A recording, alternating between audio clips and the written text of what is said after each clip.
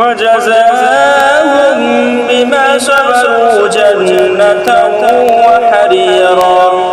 متكئين فيها على الأرائك لا يرون فيها شمسا ولا زمهريرا ودانية عليهم ظلالها وذللت قطوفها تضليلا ويطاف عليهم بآنية من فضة وأكواب كانت قوارير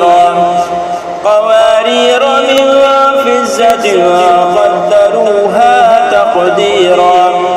ويسقون فيها كأسا كان مزاجها زنجبيلا عينا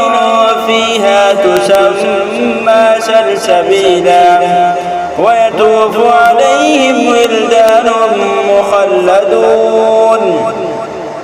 إذا رأيتهم حسبتهم لؤلؤا منثورا وإذا رأيت ثم رأيت نعيما وملكا كبيرا عاليهم ثياب سندس خضر واستبرق وحلوا أساور من فضة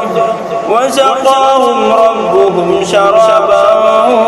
طهورا إن هذا كان لكم جزاء وكان سعيكم مشكورا إنا نحن نزلنا عليك القرآن تنزيلا فاصبر لحكم ربك ولا تطع منهم آثما